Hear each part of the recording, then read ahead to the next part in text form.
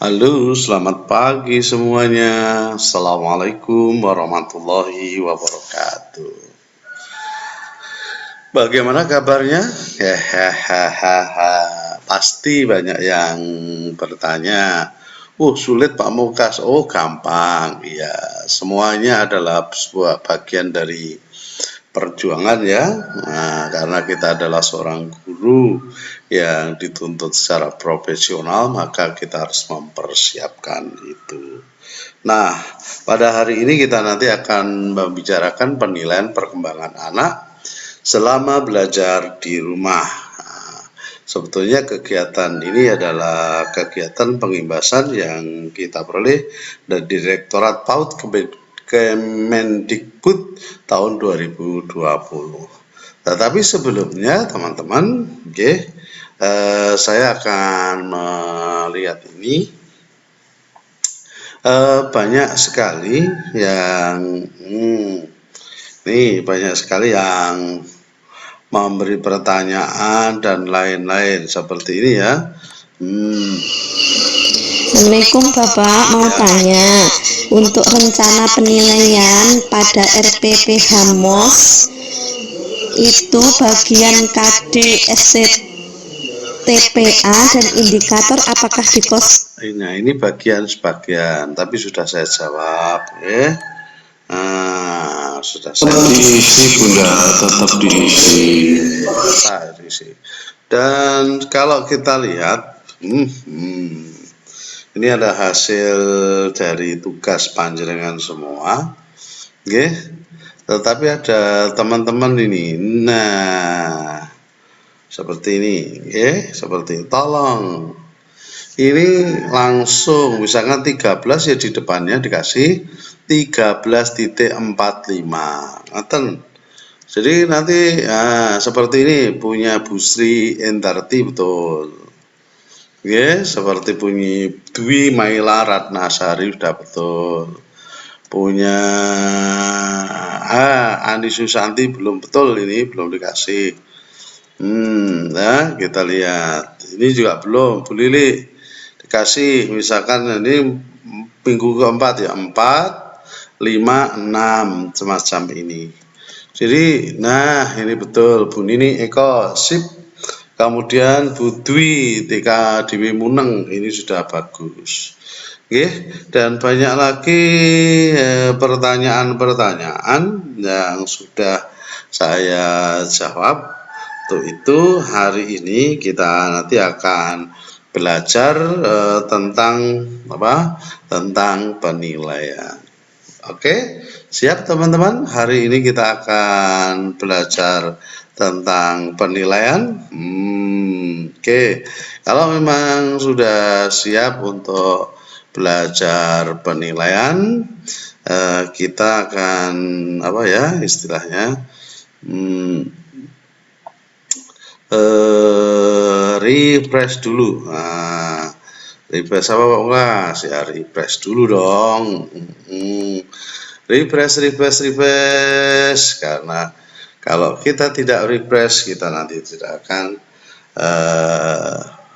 bahagia. Kalau bahagia imunnya akan luar biasa. Ini dulu kita kasih.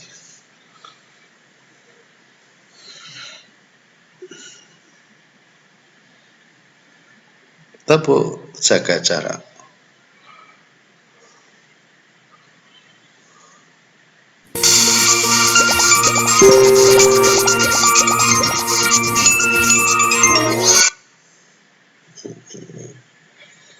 Tepuk jaga jarak.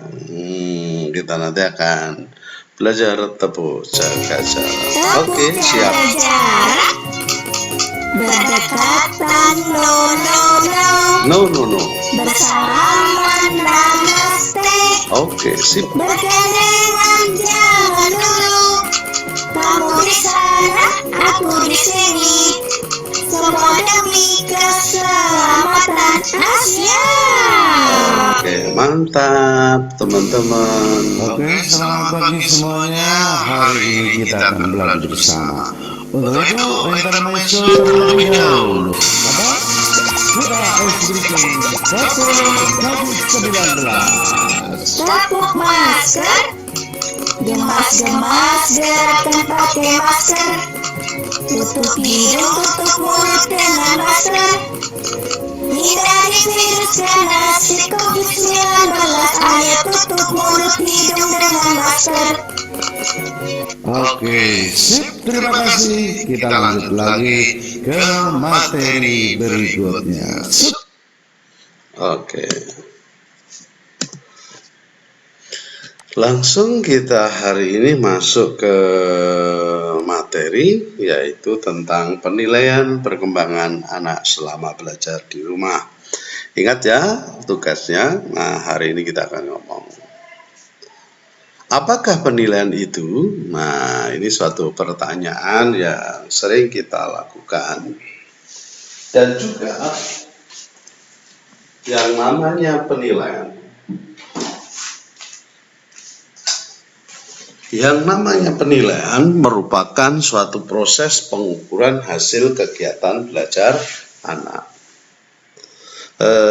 Sebuah kegiatan itu tidak akan mendapatkan hasil umpan balik kalau tidak ada penilaian.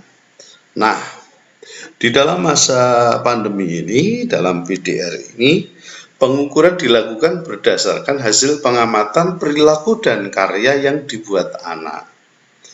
Pengamatan yang dilakukan harus bersifat otentik, yaitu sesuai dengan fakta yang sesungguhnya. Penilaian hasil, ya, kegiatan belajar anak harus terukur, berkelanjutan, dan menyeluruh, menyangkut pertumbuhan dan perkembangan yang telah dicapai oleh anak selama kurun tertentu. Sehingga penilaian ini harus menganut prinsip, yaitu tadi terukur, berkelanjutan, mencakup seluruh pertumbuhan dan perkembangan anak. Jadi penilaian itu tidak angger saja, tidak harus ngarang biji, maka penilaian itu harus terukur, berkelanjutan, dan menyeluruh. Oke. Kemudian siapa yang melakukan penilaian ini? Karena proses pembelajaran selama masa pandemik ini dilakukan di rumah, maka orang tua yang akan membantu guru dalam mengamati. Ingat, maka orang tua yang akan membantu guru dalam mengamati pertumbuhan dan perkembangan anak. Orang tua mengamati berbagai aktivitas anak di rumah melalui pengamatan terhadap segala sesuatu yang dilakukan anak maupun diucapkan anak, termasuk ekspresi wajah, gerakan, dan karya anak, baik di halaman rumah, di ruang belajar, di dapur, dimanapun anak-anak itu belajar, orang tua adalah melakukan pengamatan. Jadi guru itu membantu, guru itu memberikan pembelajaran, membuat RPPM-nya, kemudian orang tua yang melakukan, orang tua yang mengamati dan melaporkan hasilnya. Nah, melalui pengamatan terhadap segala hal yang dilakukan anak, baik itu segala sesuatu, baik itu kegiatan rutin dan lain-lain, maka orang tua hanya mengamati dan merekam proses belajar anak di dalam bentuk video atau foto hasil karya atau hasil karyanya. Jadi apa yang dilihat, didengar, dilakukan anak ini nanti yang merekam adalah orang tua yang mengamati, ya, yang mengamati orang tua. Tetapi kemudian hasilnya akan disampaikan kepada guru melalui media daring online ataupun media luring di luar, tidak pakai jaringan seperti WhatsApp, email, dan lain-lain. Ataupun nanti kalau lewat luring, setorannya orang tua datang ke sekolahan atau gurunya yang visit ke rumah. Itu nggih. Nah, orang tua perlu mengamati pertumbuhan fisik anak, seperti mengukur berat tubuh, tinggi badan, panjang badan. Nah, disinilah nanti buku tumbuh kembang yang kemarin itu nanti akan diberikan kepada anak-anak, maka setiap bulan orang tua akan mengukur berat badannya, tinggi badannya, dan lain-lain. Nah, apabila itu dilakukan, nanti kapan-kapan dibawa ke sekolahan untuk mendapatkan legalitas atau tanda tangan oleh orang tuanya. Itu. Kemudian, lihat, dalam hal orang tua bila mengalami kesulitan mengakses jaringan internet atau tidak ada jaringan yang stabil, maka orang tua dapat menceritakan kegiatan yang dilakukan melalui telepon langsung ke guru atau lewat SMS. Atau kalau perlu gurunya nanti visit ke rumah orang tuanya menceritakan. Gimana, berat ya? Pusing ini guru-guru, pokoknya gayanya malah kayak bank kredit datang tiap hari ke rumah itu. Guru kemudian melakukan penilaian pengukuran perkembangan berdasarkan kiriman video, foto, SMS, atau informasi langsung yang disampaikan oleh orang tua melalui telepon atau kunjungan rumah. Diharapkan guru segera mencatat perkembangan anak, terutama ketika orang tua melaporkan. Jadi kalau ada orang tua melapor, sudah catat.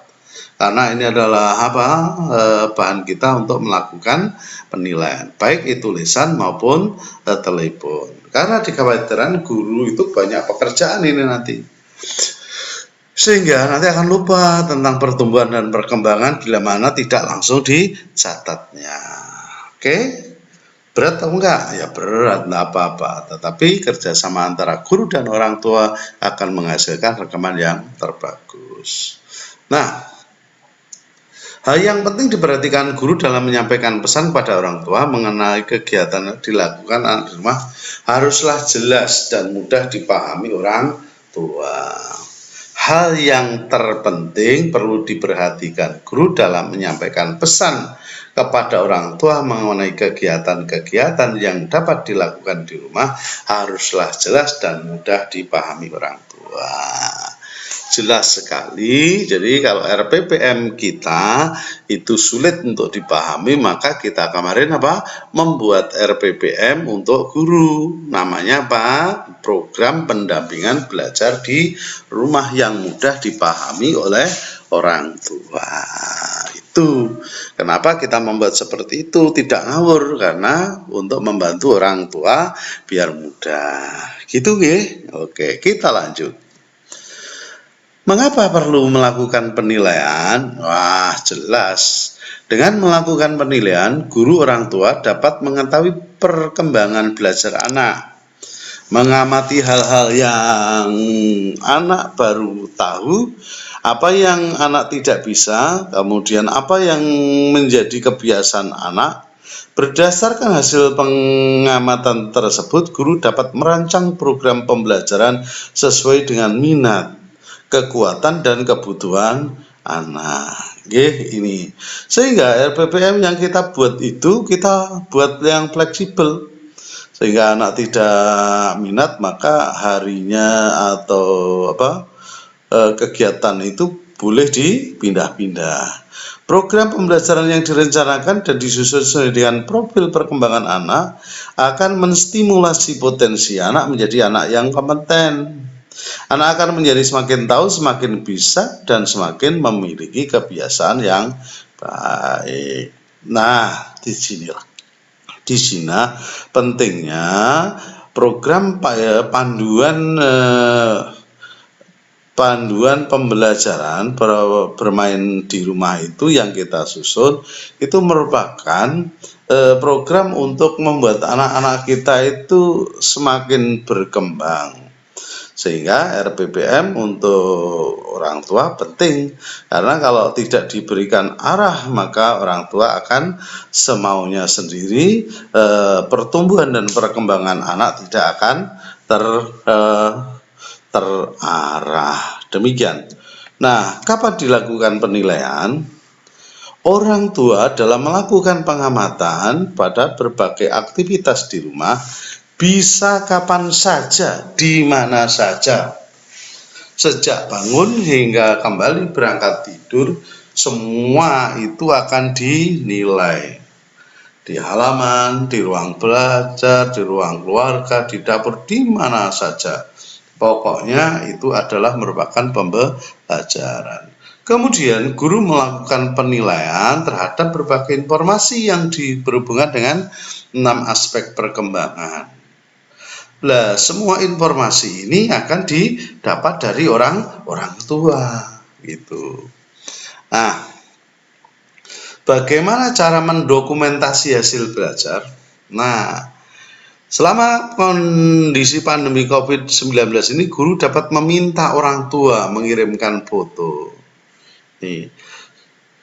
Jadi, cara mendokumentasikan kegiatan semuanya itu akan direkam oleh orang tua, akan didampingi orang tua, hasilnya akan dilaporkan guru, dan guru ini nanti akan mendokumentasikan. Makanya di dalam PPBDR kita, ya, program pendampingan ini, panduan pendampingan ini, di situ ada tagihan. Kalau tidak ada tagihan, guru nanti tidak akan mendapatkan apa? Mendapatkan input untuk penilaian. Untuk itu, guru dapat meminta orang tua menulis nama, tanggal, hasil karya, kemudian menuliskan semua apa yang dikatakan, hasil karya yang dibuat agar tidak salah saat guru berbuat interpretasi karya. Guru kemudian akan menghubungkan karya anak dengan pencapaian kompetensi dasar yang sesuai. Jadi hasil karya itu nanti orang tuanya akan menanya, dituliskan. Lah, disinilah nanti tugas guru menghubungkan, oh ini mencapai TTPA ini. Demikian ya. Nah, untuk itu guru mendapatkan data pertumbuhan perkembangan dan aspek itu dari orang tua, dari kegiatan-kegiatan yang difoto, direkam oleh orang tua untuk dilaporkan guru. Oke, demikian. Lah, bisa saja dengan menyampaikan pemberitahuan bagaimana telah sampai dalam buku-buku itu, dan juga apa ya, PPBDR ini sudah dilaksanakan atau belum. Maka orang tua nanti akan mencatat tanggal berapa kegiatan ini, di belakang kegiatan itu ditulis tanggalnya. Oke. Sebetulnya kalau penilaiannya itu tidak ada perubahan. Ada 4 skala pencapaian perkembangan anak, yaitu itu ada 4, BB, MB, BSB, BSH, BSB. Nah, disinilah anak nanti akan belum berkembang, mulai berkembang, kemudian berkembang sesuai harapan, berkembang sangat baik. Jika anak belum berkembang, anak melakukan harus dengan bimbingan oleh orang tua. Mulai berkembang, anak melakukannya masih harus diingat oleh orang tua. Kemudian berkembang sesuai harapan, anak dapat melakukan secara mandiri dan konsisten tanpa diingatkan oleh orang tua. Artinya, kalau BSB berkembang sangat baik bila anak sudah dapat melakukan secara mandiri dan dapat membantu temannya dalam mencapai perkembangan sesuai dengan STTPA yang diharapkan, indikator yang diharapkan. 4 skala pencapaian BB, MB, BSB, dan BSB. Oke, kita lanjut. Nah, ini. Di sini ini adalah contoh dokumen yang diberikan orang tua. Ini hasil karyanya. Nah, pengamatan, foto, gambar karel menyerupai kepala, kaki, tangan, dan warna merah, biru, huruf-huruf. Ini semua, ini guru. Tetapi Di sini mungkin ada catatan tertentu, catatan-catatan tertentu itu yang memberikan adalah orang tua. Pada waktu anak melakukan, orang tua bertanya, itu bisa dicatat di situ. Oke. Kemudian di sini adalah gambar anak menyusun jingkir dan lain-lain, sehingga kalau demikian ini STTP apa yang akan muncul di sini akan bisa terbaca. Kemudian di sini foto sedang menyiram tanaman. Nah, di sini kan bisa yang namanya tanggung jawab, kemudian apa? Mencintai lingkungan, nilai moral agama yang mencintai ciptaan Allah. Itu Bunda, kita lanjut lagi. Kemudian bagaimana cara mengolah data informasi tentang anak. Tetap saja Bunda, semua data tentang hasil itu disimpan dalam bentuk portofolio. Nah, kemarin kita sudah belajar tentang portofolio digital. Sehingga hasil-hasil yang kemarin itu harusnya dimasukkan ke dalam portofolio digital oleh gurunya. Nah, portofolio yang dilakukan ini merupakan bahan.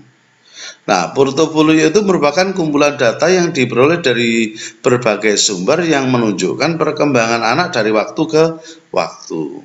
Kumpulan data tersebut berupa boleh hasil karya, rekaman suara anak, video, dan lain-lainnya.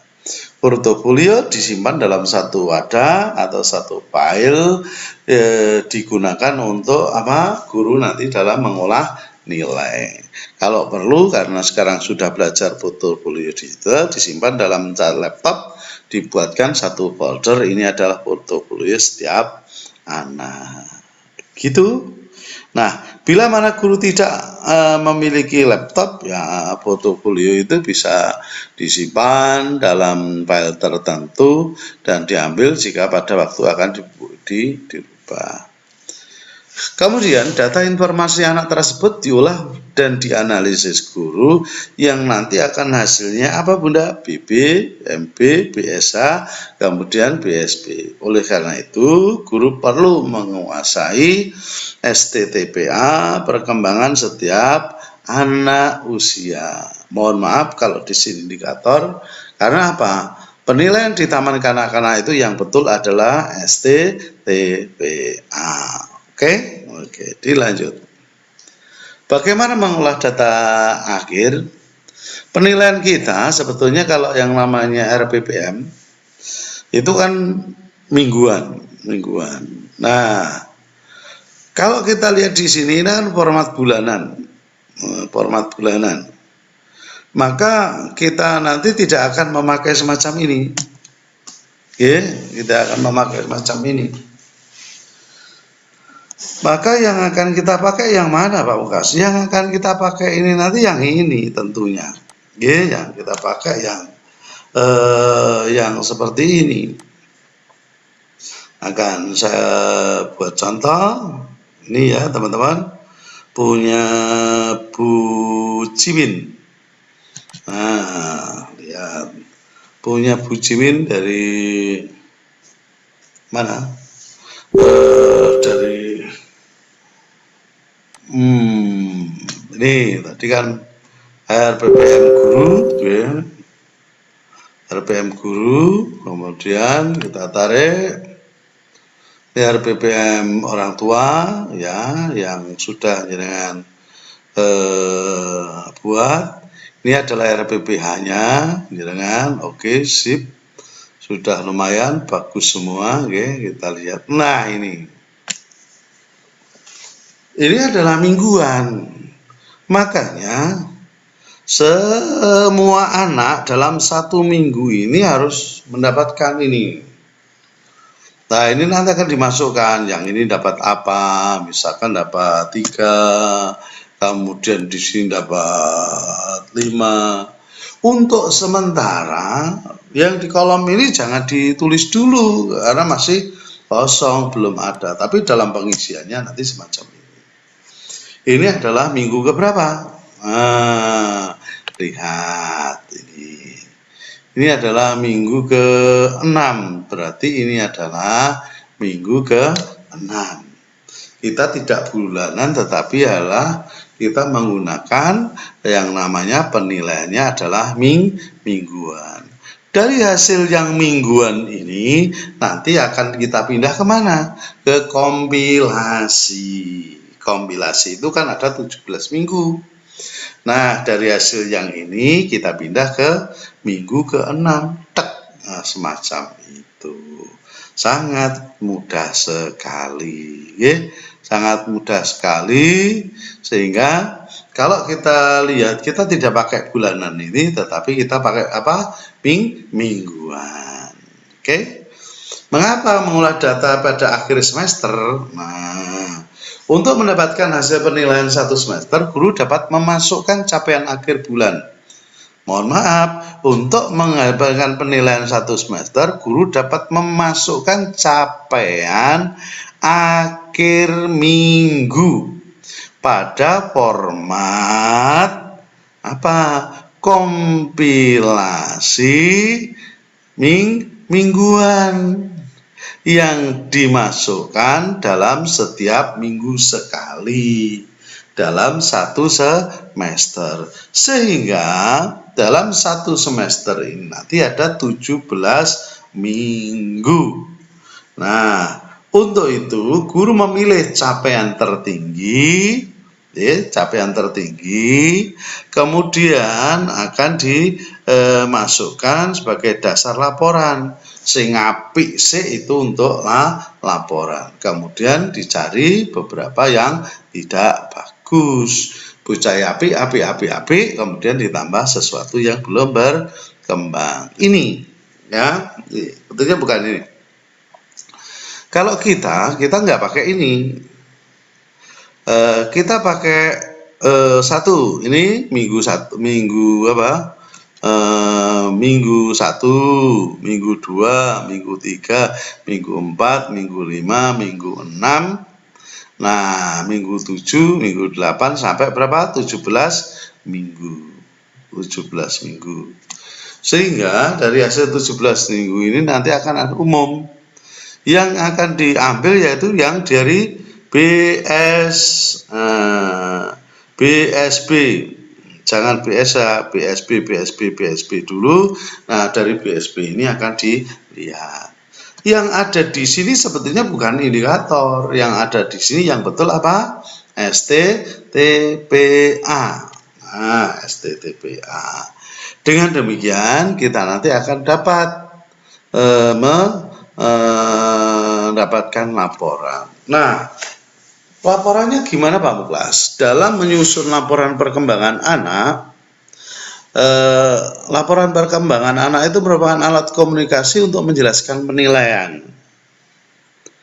Nah, untuk itu lewat COVID ini penyampaian laporan secara idealnya dilakukan secara tatap muka, sehingga dimungkinkan adanya hubungan informasi tinggal balik antara pihak orang tua dan lembaga. Nah, ini penting. Namun dalam masa pandemi COVID, penyampaian laporan perkembangan anak dapat dilakukan melalui melalui media daring. Bentuknya ya bolehlah pakai PDF atau email. Tetapi lebih afdol lagi, tetap saja orang tuanya diberikan dengan menjaga jarak, tetap pakai protokolnya yang baik. Nah, pada saat menyampaikan laporan perkembangan anak, guru dapat menyampaikan hasil-hasil berikut. Keadaan anak waktu belajar fisik, sosial dan emosional, kemudian kompetensi yang sudah dikuasai dan yang belum dikuasai. Jadi yang baik-baik dulu, kemudian baru yang belum. Hal-hal yang harus dilakukan orang tua untuk membantu dan mengembangkan anak. Oke. Laporan perkembangan anak kepada orang tua dilakukan 1 semester sekali pada setiap akhir semester tahun pelajaran. Oke, itu. Nah, kemudian bagaimana cara penulisan laporan perkembangan anak? Menggunakan bahasa yang mudah dipahami dengan kalimat positif dan santun, memberikan informasi tentang tingkat pencapaian perkembangan.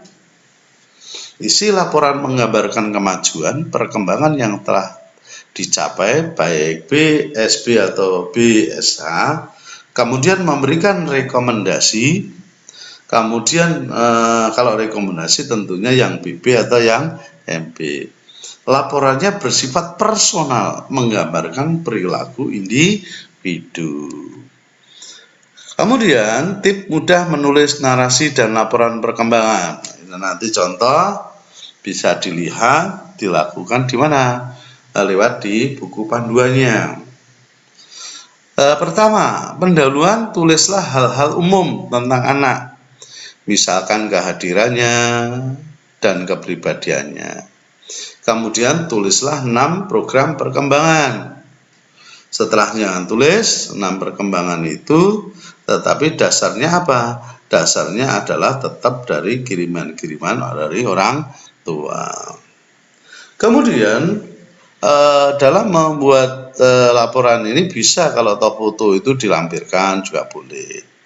Kemudian berilah rekomendasi pada kemampuan anak yang masih memerlukan perhatian orang tua dan guru sehingga dapat ditingkatkan untuk semester berikutnya. Nih contoh.